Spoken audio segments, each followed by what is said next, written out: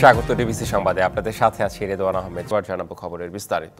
অতীতের পুনরাবৃত্তি ঠেকাতে রাষ্ট্রের প্রতিটি পর্যায়েই সংস্কার দরকার, আর এই সংস্কারের মধ্য দিয়েই জুলাই অভ্যুত্থানের রক্তের ঋণ শোধ করার চেষ্টা করা হবে বলে মনে করেন রাজনৈতিক বিশ্লেষক বদিউল আলম মজুমদার। সংস্কারের পর সবার ঐক্যমত্যের ভিত্তিতেই নির্বাচনী রোডম্যাপ তৈরি হবে বলেও জানান তিনি।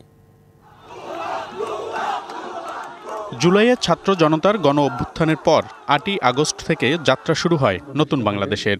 এরপরই শুরু হয় রাষ্ট্র সংস্কারের উদ্যোগ। এরই মধ্যে কাজ শুরু করেছে সংস্কার কমিশনগুলো। সংস্কার হবে নির্বাচন ব্যবস্থা থেকে শুরু করে পুলিশ, জনপ্রশাসন, বিচার বিভাগ, দুদকসহ গুরুত্বপূর্ণ সেক্টরগুলোতে। রাজনৈতিক বিশ্লেষক বদিউল আলম মজুমদারের মতে এসব সংস্কারের মধ্য দিয়েই তৈরি হবে নির্বাচনের রোডম্যাপ। নির্বাচনী পদ্ধতি, নির্বাচনী ব্যবস্থা এবং আমাদের প্রশাসন, আইনশৃঙ্খলা রক্ষাকারী বাহিনীতে ব্যাপক বিশৃঙ্খলা, ব্যাপক সমস্যা সৃষ্টি হয়েছে। আমাদের সংবিধান নিয়ে অনেক প্রশ্ন, আমাদের ব্যাপক দুর্নীতি, দুর্বৃত্তায়ন, এইসব সমস্যার সমাধান করা দরকার। এই জন্যই অনেকগুলো সংস্কার দরকার। তো সংস্কার প্রস্তাব আমরা একত্রিত করছি। তা নিয়ে যে সংলাপ হবে, সংলাপ থেকে ঐক্যমত্য হবে, ঐক্যমত্য থেকে যে নির্বাচনী দিনক্ষণ নির্ধারিত হবে। তিনি বলেন, অতীতের পুনরাবৃত্তি ঠেকাতে এই সংস্কার দরকার।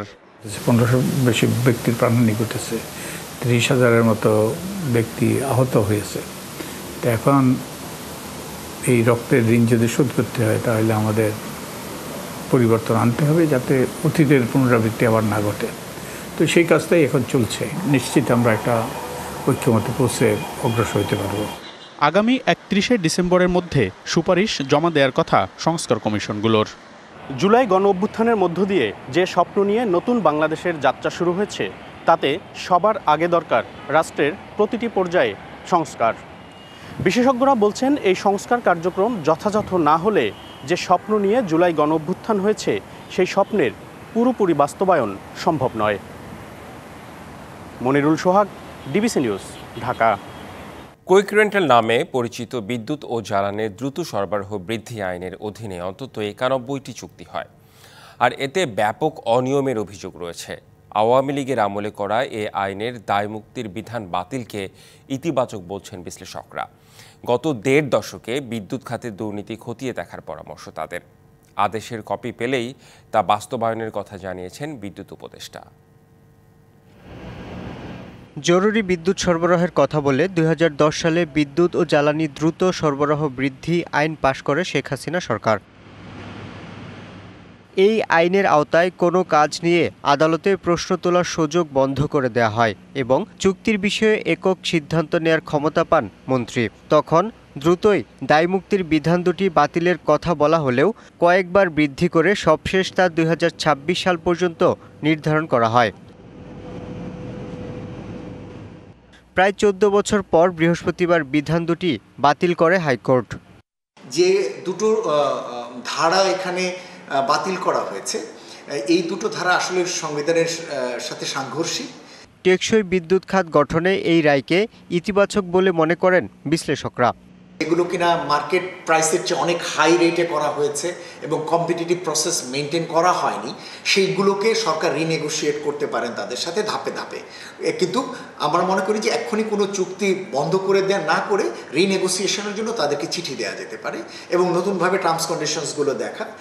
এই বিধানের অপব্যবহারের মাধ্যমে রাজনৈতিক বিবেচনায় অনেক বিদ্যুৎ কেন্দ্র নির্মাণ করা হয়েছে, তবে সব উদ্যোক্তা এতে জড়িত নয় বলে মনে করেন ব্যবসায়ীরা। আনসলিসিটেড অনেক প্রজেক্ট কিন্তু সরকার দিয়েছে বিভিন্ন উদ্যোক্তাকে, যাদের পলিটিক্যাল কোনো না কোনোভাবে কমিটমেন্ট ছিল। এই আনসলিসিটেড প্রজেক্টগুলো দেখা দরকার, কিন্তু আইপিপি কোম্পানি এবং যারা বিডিং প্রসেসের মাধ্যমে এসছে, এরা কিন্তু ক্লিন। দ্রুতই এই আদেশ বাস্তবায়নের তাগিদও দেন তিনি। এদিকে বিদ্যুৎ, জ্বালানি ও খনিজ সম্পদ উপদেষ্টা জানান, আদালতের রায়ের কপি পেলেই আদেশ বাস্তবায়ন করা হবে। আদালতের আদেশ পেলে তারপরে প্রয়োজনীয় আদালতের নির্দেশ অনুযায়ী প্রয়োজনীয় ব্যবস্থা নিব আর কি। পাওয়ার ডিভিশনকে আমরা বলে দিচ্ছি যে আদেশটা জোগাড় করার জন্য আর কি। দেশের চাহিদার তুলনায় প্রায় 40% অতিরিক্ত বিদ্যুৎ উৎপাদন সক্ষমতা থাকায় সরকারকে বাড়তি ক্যাপাসিটি চার্জ বহন করতে হচ্ছে। এতে প্রতি বছর খরচ হচ্ছে অতিরিক্ত কয়েক হাজার কোটি টাকা। Yousuf Rana, DBC news, Dhaka. দীর্ঘসূত্রতা ও অনিয়মের গ্যারাকলে বন্ধ কেরানীগঞ্জের তেঘরিয়ায় জগন্নাথ বিশ্ববিদ্যালয়ের দ্বিতীয় ক্যাম্পাস নির্মাণের কাজ। সম্প্রতি শিক্ষার্থীদের আন্দোলন ও বিক্ষোভের মুখে নতুন করে আলোচনায় আসে বিষয়টি। উপাচার্য বলছেন, আপাতত অস্থায়ী আবাসন ব্যবস্থা করে দীর্ঘমেয়াদী সমাধানের পথে হাঁটবেন তারা। সেনাবাহিনীর কাছে কাজ হস্তান্তরে নেওয়া হচ্ছে বিশেষজ্ঞদের পরামর্শ। জগন্নাথ বিশ্ববিদ্যালয়ের দ্বিতীয় ক্যাম্পাস। পরিত্যক্ত এ সবুজ প্রান্তরেই স্থবির হয়ে আছে বিশ্ববিদ্যালয়ের শিক্ষার্থীদের আবাসন সুবিধার স্বপ্ন। শিক্ষার্থীদের পাঠদানে অত্যাধুনিক পরিবেশ নিশ্চিত করতে 2018 সালের 9 অক্টোবর নতুন ক্যাম্পাস স্থাপন, ভূমি অধিগ্রহণ ও উন্নয়ন প্রকল্প চালু হয়। অর্ধযুগের দীর্ঘসূত্রতায় নামমাত্র কাজেই বেড়েছে প্রকল্পের মেয়াদ। জুলাই অভ্যুত্থানের পর নতুন আন্দোলনে উত্তাল বিশ্ববিদ্যালয়। সেনাবাহিনীর হাতে কাজ হস্তান্তর সহ 5 দফা দাবি জানান শিক্ষার্থীরা। আমাদের দাবি হচ্ছে সেনাবাহিনীর হাতে হস্তান্তর হোক এবং অগ্রাধিকারের ভিত্তিতে হলগুলো হোক এবং হলগুলো হওয়ার আগ মুহূর্ত পর্যন্ত আমাদের জন্য অস্থায়ী আবাসন হোক। আমাদের দ্বিতীয় ক্যাম্পাসের কাজ খুব দ্রুত শুরু হোক এবং এটাই আমাদের প্রশাসন সাহায্য করুক। তো আমরা হয়তো কষ্ট ভোগ করছি, কিন্তু পরবর্তী যারা আসছে তারা যেন এই ক্যাম্পাসটায় আবাসন সুযোগ কিংবা সর্ব সুযোগ সুবিধা পায়। পুরান ঢাকার এই গিঞ্জি পরিবেশ থেকে দ্রুত বের হয়ে যেন দ্বিতীয় ক্যাম্পাসে আমরা মুভ অন করতে পারি। উপাচার্য জানালেন, নিয়ম মেনেই দ্বিতীয় ক্যাম্পাসের কাজ হচ্ছে। আপাতত অস্থায়ী আবাসনের দিকে এগোচ্ছেন তারা। তো এখন সবকিছুরই একটা প্রক্রিয়া আছে। এখন এই অবস্থায় আমরা সেনাবাহিনীর হাতে কীভাবে হস্তান্তর করব, এটা একটা বড় প্রশ্ন হয়ে দেখা দিয়েছিল। এজন্য আমরা অনেকগুলো পদক্ষেপ নিয়েছি। বুয়েটের বিশেষজ্ঞদের সাথে কথা বলেছি। পূর্ববর্তী কাজের দুর্নীতি ও ত্রুটি অগ্রগতিতে বিশেষ বাধা বলেও জানান তিনি। আমরা জিরোতে নেই, অনেক ক্ষেত্রে আমরা নেগেটিভে আছি। তো নেগেটিভ থেকে এসে আমাদের জিরোতে এসে তারপর আগাতে হবে যে সেখানে দুর্নীতি হয়েছে, যে অবস্থায় ওই অবস্থায় তো ফার্দার কনস্ট্রাকশন করতে গেলে রিস্ক আছে। কী দুর্নীতি হয়েছে, এখন এর উপরে স্ট্রাকচার করা যাবে কি না, যদি না যায় তার সেই ত্রুটিটা কি, সেই ত্রুটিটার সংশোধন কি, তারপর সংশোধন করার পরে আমরা ফার্দার আগাতে পারি। প্রশাসনিক তৎপরতা ও কার্যকরী সিদ্ধান্তের মাধ্যমে দ্রুতই শেষ হবে বিশ্ববিদ্যালয়ের দ্বিতীয় ক্যাম্পাস নির্মাণের কাজ। শিক্ষার্থীরা পাবে তাদের কাঙ্ক্ষিত আবাসন সুবিধা, এমনটাই প্রত্যাশা। আতিক মেজবালগ্ন, ডিবিসি নিউজ, ঢাকা। শীতের আগাম সবজি বাজারে উঠলেও নাগালে আসছে না দাম। এ বিষয়ে জানাতে জয়পুরহাটের পাঁচবিবি উপজেলার আইমা রসুলপুরের সবজির ক্ষেত থেকে যুক্ত হচ্ছেন সহকর্মী শামীম কাদের। শামীম কাদের, প্রান্তিক পর্যায়ে অর্থাৎ কৃষক পর্যায়ে সবজির দাম কেমন দেখছেন আপনি? জয়পুরহাটে বাজারগুলোতে উঠতে শুরু করেছে শীতের আগাম সবজি, বাঁধাকপি, ফুলকপি, টমেটো। আমি রয়েছি জয়পুরহাট জেলার পাঁচবিবি উপজেলা আইমা রসুলপুর এলাকায়। এখানে সকাল থেকে আমি দেখেছি সবজি ক্ষেতগুলোতে কৃষকরা পরিচর্যা নিয়ে ব্যস্ত সময় পার করছেন। তাদের সাথে আমি কথা বলেছি, তারা আমাকে জানিয়েছেন যে তারা আগাম সবজি যখন চাষ শুরু করেন তখন কিন্তু তাদের বৃষ্টিপাতে সবজি ক্ষেতগুলো নষ্ট হয়ে যায়। এই নষ্ট হওয়ার কারণে সরবরাহ কমে যায়, আর সরবরাহ কম হওয়ার কারণে মূলত দাম বৃদ্ধি পেয়েছে। আজ সকালে এই সবজি ক্ষেতে প্রতি কেজি ফুলকপি বিক্রি হচ্ছে 60 থেকে 65 টাকা, সেটি বাজারে বিক্রি হচ্ছে প্রতি কেজি 70 থেকে 80 টাকা। বাঁধাকপি বিক্রি হচ্ছে সবজি ক্ষেত থেকে 40 থেকে 45 টাকা কেজি, সেটি বাজারে বিক্রি হচ্ছে 60 থেকে 65 টাকা কেজি। টমেটো বিক্রি হচ্ছে আজ এই সবজির ক্ষেত থেকে 140 টাকা কেজি, সেটি বিক্রি হচ্ছে বাজারে 170 টাকা কেজি। আমি কৃষকদের সাথে কথা বলেছি, তারা আমাকে জানিয়েছেন যে সরকার যদি তাদের এই বাজার মনিটরিং ব্যবস্থা যদি করতো বা ভ্রাম্যমাণ আদালতের মাধ্যমে যেহেতু আপনার পরিচালনা করতো, তাহলে অনেকটা তারা দাম বৃদ্ধি পেতেন। আমি কথা বলবো একজন কৃষকের সাথে। আচ্ছা, এবার আপনি কতগুলো জমিতে ফুলকপি বা বাঁধাকপি চাষ করেছেন? আমি ফুলকপি লাগাইছি 15 কাঠা, টমেটো লাগাইছি 15 কাঠা। প্রচুর টাকা খরচ হচ্ছে, কিন্তু এই সবজির কোনো দাম নেই এবং কীটনাশকের দাম বেশি, সারের দাম বেশি, যার কারণে আমার ধরা হয়ে গেছে এবং লেটে লাগাইছি বৃষ্টির পর, খুব একটা ভালো হয়নি। আমি ব্যবসায়ীদের সাথে কথা বলেছি, তারা আমাকে জানিয়েছেন সরবরাহ অনেকটা কম, আর সরবরাহ কমলে আরেকটু দাম বৃদ্ধি পাবে বলে মনে করছেন এখানকার ব্যবসায়ীরা। এই ছিল জয়পুরহাটে বাজার দরের খবর। একদম কৃষকের কথা শুনলাম, এরপর নিশ্চয়ই আমরা একটু বাজারের দাম কেমন সেই বিষয়ে আমরা জানবো। ধন্যবাদ আপনাকে। শীতের আগাম সবজি বাজারের বিষয়ে আরও জানাতে মানিকগঞ্জ থেকে যুক্ত হচ্ছেন সহকর্মী আশরাফুল আলম লিটন। লিটন, পাইকারি ও খুচরা বাজারে সবজির দামের কেমন পার্থক্য দেখছেন, সেই সাথে আমরা কৃষকের কথা কিন্তু শুনেছি একদম প্রান্তিক থেকে এই যে পাইকারি বাজারে যে আসছে সবজি, আপনার পর্যবেক্ষণটা আসলে কি বলে? রেদওয়ান, আমি এই মুহূর্তে আছি মানিকগঞ্জ বাস স্ট্যান্ড কাঁচা বাজার এলাকাতে। তো আমরা যেটা এখানে পাইকারি এবং খুচরা বিক্রেতাদের সাথে কথা বলে যেটা জানতে পেরেছি যে পাইকারি বাজার থেকে খুচরা বাজারের জিনিসপত্রের যে দাম, মানে সবজির যে দাম, সেগুলো কিন্তু কেজি প্রতি 10 থেকে 30 টাকা 40 টাকা পর্যন্ত কিন্তু পার্থক্য রয়েছে। তো আপনাকে একটু জানাতে চাই যে এই পাইকারি বাজারে ফুলকপি বিক্রি হচ্ছে 70 থেকে 80 টাকা কেজি দরে, এবং যেটা কিনা এই খুচরো বাজারে এসে 100 টাকা কেজি দরে বিক্রি হচ্ছে।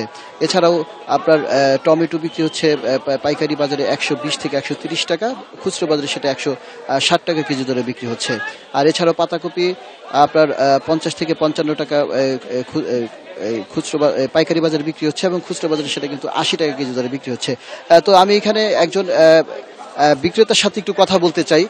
আপনি একটু আমাদেরকে জানাবেন যে আসলে যে এই যে পাইকারি বাজারের সাথে আপনাদের যে এই খুচরো বাজারে যে একটা তফাৎ, এই তফাৎটা আসলে কতটুকু এবং কেন? পাইকারি বাজার হইতে খুচরো বাজারের তফাৎ এই যে মনে করেন কেজিতে 10-20 টাকা ফারাক। 1 কেজি মাল যেমন আমরা পটল 50 টাকা কিনি, 60 টাকা বেশি। এই টমেটো 140 টাকা কিনি, 160 টাকা বেশি। গাজর 140 টাকা কিনি, 160 টাকা বেশি। কারণ আলু মনে করেন আমরা 75 টাকা কিনি, 80 টাকা বিক্রি করি। আমাদের মনে করেন প্রতিটা মালে কেজিতে 5 টাকা 10 টাকা ডিফারেন্স করে বিক্রি করতে হয়। কারণ যদিও সন্ধ্যার সময় দেখা যায় যে 10 আইটেম মাল আনছি, 10 আইটেম মালে হিসাব করে দেখা যায় যে 500 থেকে 700 টাকা লাভ হয়েছে। এইভাবে আমরা বিক্রি করতে থাকি। তাহলে আমাদের আপনাকে রেদওয়ান, আপনি যেমনটি শুনছিলেন যে আসলে উনি যেটা বলছেন যে আসলে পাইকারি বাজারের সাথে এবং খুচরো বাজারের যে পার্থক্যটা, ওনাদের আসলে যেহেতু কাঁচামাল কিছু ঘাটতি থাকে এবং পরিবহনের খরচ থাকে, সেই ক্ষেত্রে কিছুটা তফাৎ। অর্থাৎ আমরা ক্রেতাদের সাথে কথা বলেছি, ক্রেতারা যেটি বলছেন যে আসলে সপ্তাহের ব্যবধানে এই মানিকগঞ্জে কেজি প্রতি সবজির দাম 10 থেকে 20 টাকা কমলেও সেটা কিন্তু তাদের হাতের নাগালে নেই।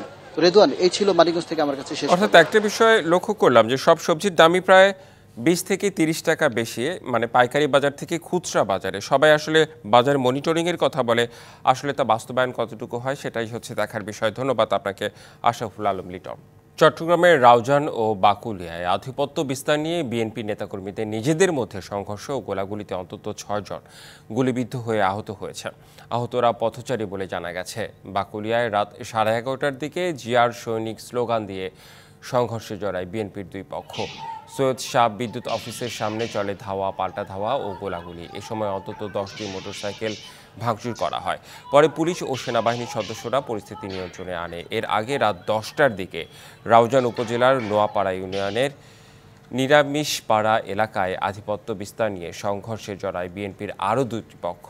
প্রত্যক্ষদর্শীরা জানায়, রাউজানে আধিপত্য নিয়ে দীর্ঘদিন ধরে বিরোধ চলছে খন্দকার গোলাম আকবর ও গিয়াসউদ্দিন কাদের চৌধুরীর সমর্থকদের মাঝে। এরই জেরে অস্ত্রশস্ত্র সজ্জিত হয়ে দু গ্রুপই সংঘর্ষে জড়ায়। এ সময় 6 জন আহত হয়, তাদের বেশিরভাগই পথচারী। গুলিবিদ্ধদের উদ্ধার করে চট্টগ্রাম মেডিকেল কলেজ হাসপাতালে পাঠানো হয়েছে। টাঙ্গাইলের কালিহাতীতে বৈদ্যুতিক শর্ট সার্কিট থেকে আগুন লেগে অন্তত 8টি দোকান পড়ে গেছে। বৃহস্পতিবার রাত 9টার দিকে উপজেলার আউলিয়াবাদ বাজারে ঘটে এই দুর্ঘটনা। পরে ফায়ার সার্ভিসের 3টি ইউনিটের 2 ঘন্টার চেষ্টায় নিয়ন্ত্রণে আসে আগুন। ততক্ষণে মোটরসাইকেল, গ্যারেজ, ওষুধ ও লেপ তোশকের দোকানসহ অন্তত 8টি ব্যবসা প্রতিষ্ঠান পুড়ে ছাই হয়ে যায়। এতে কোটি টাকার ক্ষয়ক্ষতি হয়েছে বলে দাবি ব্যবসায়ীদের। বঙ্গোপসাগর সংলগ্ন সুন্দরবনের দুবলা চরে চলছে 3 দিনের ঐতিহ্যবাহী রাস উৎসব। শত বছর ধরে নভেম্বর মাসের পূর্ণিমা তিথিতে বাগেরহাটের পূর্ব সুন্দরবনের শরণখোলা রেঞ্জের আলোর কোলে পালিত হয়ে আসছে এই উৎসব। এবছর 14ই নভেম্বর থেকে শুরু হয়েছে 3 দিনের এই আয়োজন। উৎসব নির্বিঘ্ন করতে উপকূল জুড়ে জোরদার করা হয়েছে নিরাপত্তা। অন্যদিকে অধিবাসের মধ্য দিয়ে পটুয়াখালীর কলাপাড়ায়ও শুরু হয়েছে রাস উৎসবের আনুষ্ঠানিকতা। বৃহস্পতিবার রাতে মদনমোহন সেবাশ্রমে 17 জোড়া যুগল প্রতিমা দর্শনের মাধ্যমে তা শুরু হয়। শনিবার পুণ্য স্নানের মধ্য দিয়ে শেষ হবে এবারের রাস উৎসব।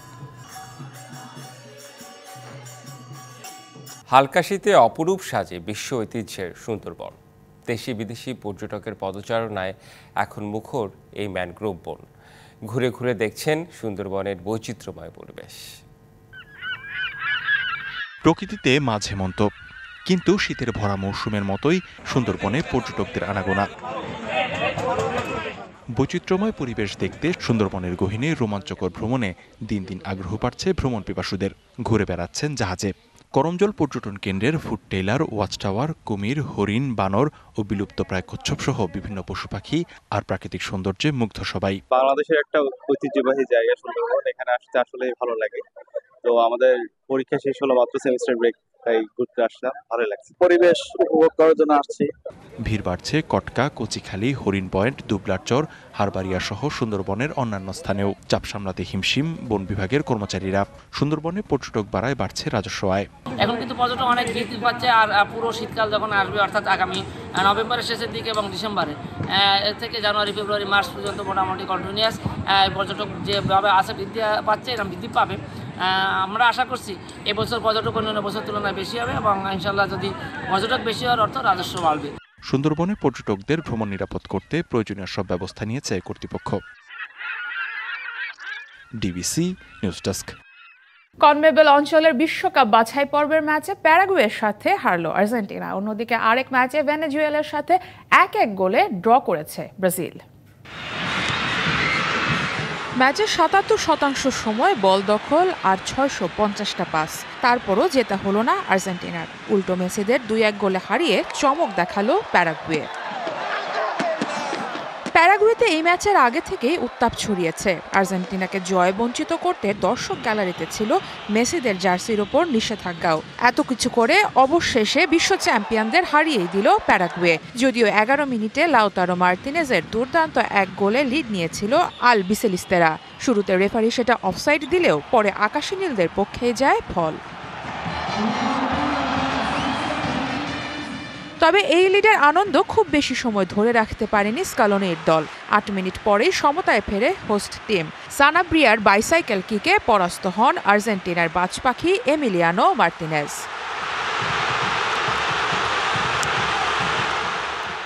বিরতি থেকে ফিরেই লিড নিয়ে নেয় প্যারাগুয়ে। 47 মিনিটে ওমর আলদেরেতের ড্রাইভিং হেডে স্কোর প্যারাগুয়ের। এরপর বেশ কবার সুযোগ আসে আর্জেন্টিনার, সুযোগ হাতছাড়া করেন মেসিও। একের পর এক ব্যর্থ চেষ্টায় বাছাই পর্বের তৃতীয় হারের মুখ দেখে আর্জেন্টিনা। অন্যদিকে জাতীয় দলের জার্সিতে ফিরে আবারও হতাশ করেছেন ব্রাজিলের উইঙ্গার ভিনিসিয়াস জুনিয়র। একের পর এক গোলের সুযোগ হারিয়েছেন, মিস করেছেন পেনাল্টি। ফলাফলস্বরূপ ভেনেজুয়েলার সাথে 1-1 গোলের ড্র ব্রাজিলের। ম্যাচের শুরু থেকে অ্যাটাকিং ফুটবল খেলেছে সেলেসাওরা। বিরতিতে যাবার আগে অবশ্য লিড নিয়েছিল ব্রাজিলই। ডি বক্সের বাইরে থেকে রাফিনিয়ার শটে এগিয়ে যায় দরিফালের দল। সেকেন্ড হাফে এসেই সমতায় ফেরে ভেনেজুয়েলা। 46 মিনিটে দলকে সমতায় ফেরান তেলেস্কো সেগোভিয়া। এরপর গোল করতে মরিয়া হয় ব্রাজিল, তারপরও ব্যর্থ হয়েছে প্রতিপক্ষের রক্ষণ ভাঙতে। 89 মিনিটে মার্তিনেলিকে ফাউল করায় 10 জনেও পরিণত হয়েছিল ভেনেজুয়েলা। এরপর আরও 10 মিনিট খেলা হলেও সুযোগ নিতে পারেনি ব্রাজিলের মতো দল। কনমেবলের বিশ্বকাপ বাছাই পর্বে 11 ম্যাচে 5 জয় আর 2 ড্র নিয়ে এখন তালিকার 3-এ আছে 5 বারের বিশ্ব চ্যাম্পিয়নরা। Sara Mahbub, DBC news desk. UEFA nations লিগে বেলজিয়ামকে হারিয়ে কোয়ার্টার নিশ্চিত করেছে ইতালি। গ্রিসের সাথে 3-0 গোলের বড় জয় পেয়েছে ইংল্যান্ড। অন্যদিকে ইসরায়েলের সাথে 0-0 ড্র করেও কোয়ার্টারে উঠেছে ফ্রান্স। বেলজিয়ামকে 1-0 গোলে হারিয়ে নেশনস লিগের কোয়ার্টার ফাইনালে উঠল ইতালি। আর টানা 5 ম্যাচ হারল বেলজিয়াম। লুকাকুদের ঘরের মাঠে ম্যাচের 11তম মিনিটেই এগিয়ে যায় ইতালি। এরপর প্রথমার্ধ জুড়েই কিছুটা এলোমেলো ছিল বেলজিয়ামের খেলা। দ্বিতীয়ার্ধে আক্রমণের ধার কিছুটা বাড়ায় হোস্ট এই টিম, তাতেও কোনো লাভ হয়নি। হার নিয়ে মাঠ ছাড়ে দল।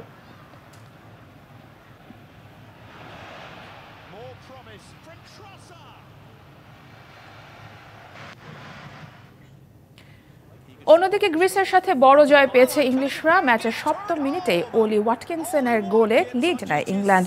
মাঝে অনেকটা সময় গোলের চেষ্টা করতে থাকে দুই দলই। অবশেষে শেষ দিকে আরও 2 গোল হ্যারি কেইনদের। 77 মিনিটে গ্রিসের আত্মঘাতী গোলে লিড দ্বিগুণ হবার পর 83 মিনিটে কার্টিস জোন্স ইংল্যান্ডের ব্যবধান 3-0 করেন।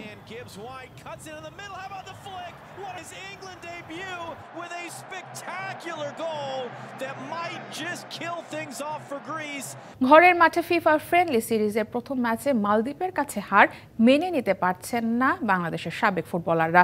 হারের কারণ হিসেবে ঘরোয়া লিগের কাঠামো, স্ট্রাইকারের অভাব আর ফুটবলারদের আত্মোন্নতিতে অবহেলাকেই দুষছেন তারা। আগামীকাল মালদ্বীপের সাথে দ্বিতীয় ম্যাচ তপুদের। বল পেয়ে গেছেন।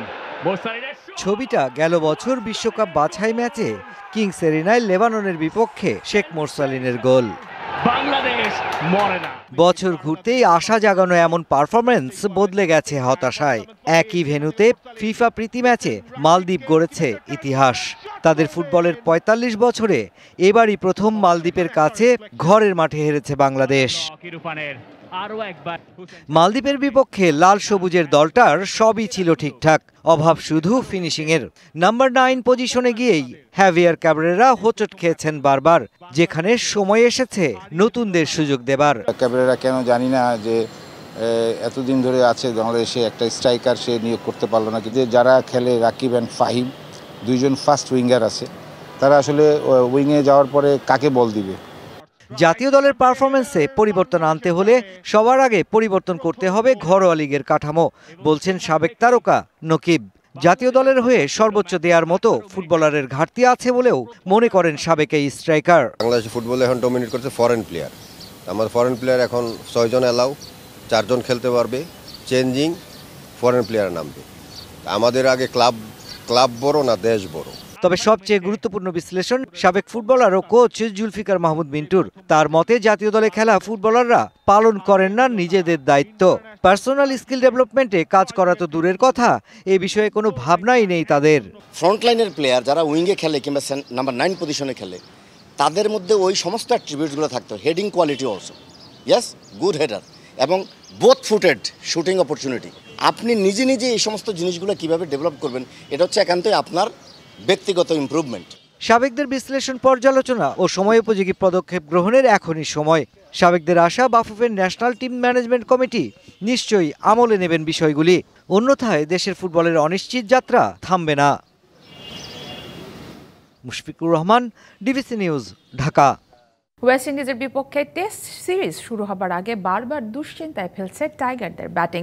টপ অর্ডারের 2 স্তম্ভ মাহমুদুল হাসান জয় এবং জাকির হাসানের শেষ 10 টেস্ট ইনিংসে নেই একটিও 50, আর সাদমান ইসলাম শেষ 10 ইনিংসে 50 করেছেন মাত্র একটি। অ্যান্টিগায় টেস্ট শুরুর আগে নিজেদের চাঙ্গা করতে ব্যাট বল ছেড়ে বিচ ভলিবলে মেতেছে লিটন মিরাজরা। টানা 4টা সিরিজ হার, টাইগারদের মানসিক অবস্থাটাও খুব একটা ভালো নয়। নিজেদের চাঙ্গা করতেই ক্যারিবীয় দ্বীপপুঞ্জে সাদমানরা বেছে নিলেন বিচ ভলিবলকে। উইন্ডিজের বিপক্ষে টেস্ট খেলতে দলের সদস্যরা আগেভাগেই গেছেন অ্যান্টিগায়। সিরিজ শুরু হতে হাতে কিছুটা সময়ও আছে, তাই ব্যাট বলের প্র্যাকটিস শুরুর আগে সেন্ট জোন্সের সাগর পাড়ের মনোমুগ্ধকর পরিবেশে বিচ ভলিবলের সুযোগটা হাতছাড়া করেননি লিটন মিরাজরা। তবে নিজেদের মধ্যে আত্মবিশ্বাস ফেরাতে 22 গজে রান করার অন্য কোনো বিকল্প নেই, আর সেই রান করাই গেল কয়েক সিরিজে ভুলেই গেছে টাইগার ব্যাটাররা। উইন্ডিজের বিপক্ষেও তাই কঠিন একটা চ্যালেঞ্জের মুখে পড়তে হচ্ছে বাংলাদেশ দলকে। টাইগার টপ অর্ডারে যাদের ওপর ভরসা, সেই মাহমুদুল জয়, জাকির, সাদমানদের পারফরমেন্সের গ্রাফ খুব একটা সুখকর নয়। সাদমান শেষ 10 ইনিংসে 5 বারই আউট হয়েছেন সিঙ্গেল ডিজিটে, আর জয় এবং জাকিরের শেষ 10 টেস্ট ইনিংসে নেই একটিও 50। উইন্ডিজ সিরিজের আগে তাই টপ অর্ডার নিয়ে আলাদা করে ভাবতেই হচ্ছে টিম ম্যানেজমেন্টকে। দলের এমন অবস্থায় আবার ইনজুরি সমস্যা, নেই নিয়মিত অধিনায়ক শান্ত এবং টাইগারদের সবচেয়ে নির্ভরযোগ্য ব্যাটার মুশফিকুর রহিম। তাই অভিজ্ঞদের মধ্যে এই সিরিজে লিটন এবং মেহেদী মিরাজের ওপর থাকবে গুরু দায়িত্ব। Shahriar Hossain, DBC news desk. ক্রিকেটারদের জন্য সুইমিং পুল নির্মাণের পরিকল্পনা করছে বিসিবি। জায়গা নির্ধারণ করা হয়েছে একাডেমি ভবনের পাশে। সুইমিং পুলের সাথেই নির্মাণ করা হবে মসজিদ। প্রকৌশলীদের নিয়ে পুলের জায়গা পরিদর্শন করেছেন বিসিবির সভাপতি। শীঘ্রই চূড়ান্ত পরিকল্পনা শেষে শুরু হবে কাজ। বিসিবি একাডেমি ভবনের ঠিক পাশেই ফাঁকা জায়গাটা। কদিন আগে যেখানে ছিল ভাঙা চেয়ারের স্তূপ, গেল সোমবার তড়িঘড়ি করে সেখান থেকে সরিয়ে ফেলতে দেখা গেল সেই প্লাস্টিকের জঞ্জাল। বৃহস্পতিবার দেখা গেল ভিন্ন চিত্র। দুপুর নাগাদ হঠাৎ বিসিবি প্রেসিডেন্ট ফারুক আহমেদ এলেন সেই জায়গা পরিদর্শনে। 2 দিন আগে যেখানে ছিল জঞ্জালের স্তূপ, সেখানে এখন পুরোটাই ফাঁকা। সেই জায়গাটায় ঘুরে ফিরে দেখতে লাগলেন বিসিবি সভাপতি।